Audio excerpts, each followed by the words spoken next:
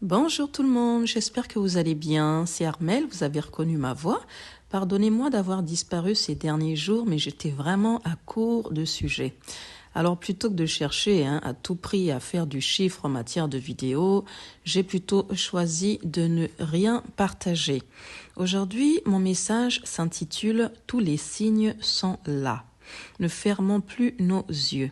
Je vais m'appuyer, les amis, sur deux songes que j'ai eus cette semaine. Et dans le premier, j'étais dans une rue. Il y avait comme une caméra qui avait mis son zoom sur un vent puissant qui soufflait et balayait tout sur son passage. Je vivrais vraiment comme si j'étais vraiment dans la scène. Et dans le deuxième rêve, en revanche, j'étais dans une grande métropole avec des buildings et tout. Et je voyais des gens qui avaient été surpris en fait par de grandes eaux. C'est comme s'il y avait eu une grande pluie qui était passée. Et c'est comme si vous voyez quand les gens sortent du travail, ils marchent, il y a plein de gens dehors et beaucoup de personnes avaient été surprises. Il y avait eu des grandes eaux et les gens tentaient de s'échapper de tous les côtés, mais les eaux les avaient engloutis en fait. Il y avait une telle panique, un tel désarroi. Montrer en fait des corps qui gisaient comme ça sur le sol, c'était vraiment une scène d'horreur en fait. Et la particularité dans ce songe-là, c'est que je voyais beaucoup, c'était des corps d'hommes. J'ai même dit, oh mais mon Dieu, mais pourquoi je vois beaucoup d'hommes qui sont morts comme ça? Et ensuite, j'ai vu comme des membres de famille qui venaient pour reconnaître les corps, qui soulevaient les corps qui étaient les leurs et tout, et qui partaient avec. Dans ce rêve, j'étais vraiment triste de voir vraiment un tel chaos. Je me disais, mais comment on va faire? Qu'est-ce qu'on va devenir? En fait, je me suis dit, je vais en faire une petite vidéo, juste vraiment dans le but d'interpeller, dans le but de nous alerter, parce que pour ceux qui connaissent la Bible, la parole de Dieu, on nous dit que vraiment les personnes qui connaissent le Seigneur sont comme des sentinelles, doivent tirer la sonnette d'alarme lorsque Dieu en fait nous parle. Les signes, comme je vous le disais à l'instant, sont là, les amis. Tout ce qui est énoncé dans la parole de Dieu, les tremblements de terre, les maladies, les guerres, les séismes, les volcans, toutes ces choses, vraiment, elles sont là parmi nous. On ne peut plus faire fi de les ignorer. Jésus-Christ est vraiment à la porte.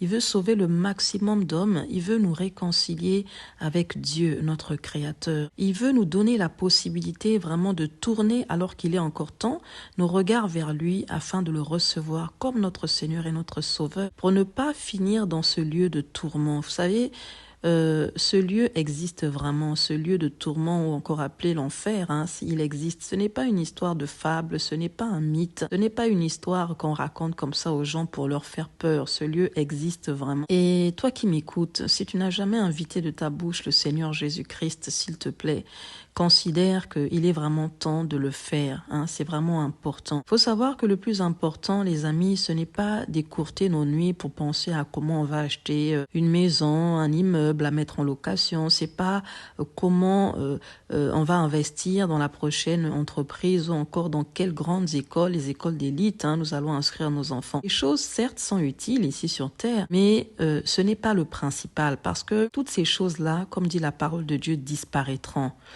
Toi-même déjà, tu ne sais même pas à quelle heure tu quitteras cette terre, à quel moment Jésus reviendra chercher les siens. Tu ne le sais pas ça. Alors, avant de chercher à amasser ces choses qui n'auront aucun impact dans ton éternité, pense d'abord à verrouiller l'essentiel. Pense à verrouiller le plus important.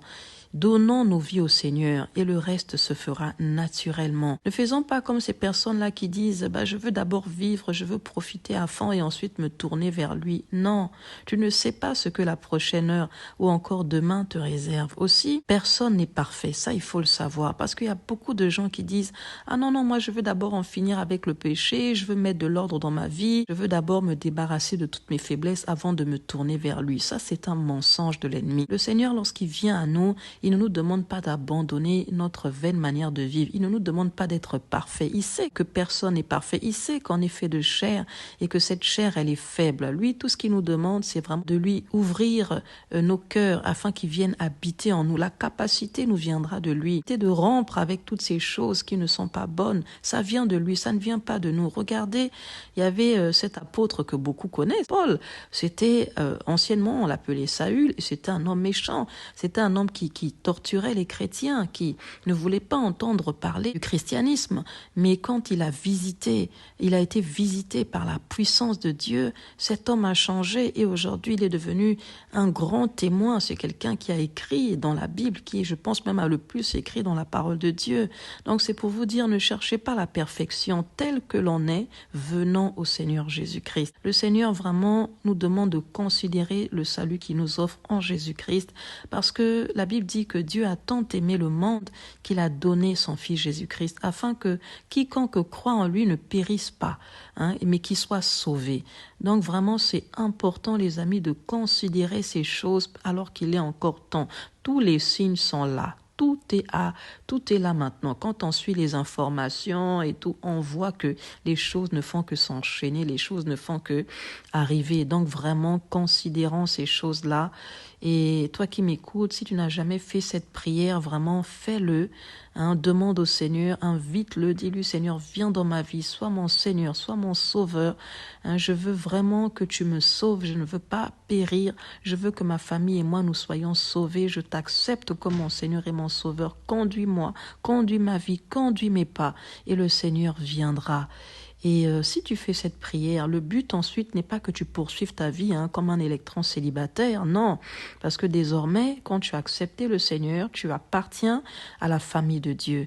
Il te faut maintenant te greffer à une église où le Seigneur est vraiment annoncé, où on vit vraiment les choses, on vit la parole de Dieu, afin vraiment de te permettre de grandir, de t'affermir dans ta foi.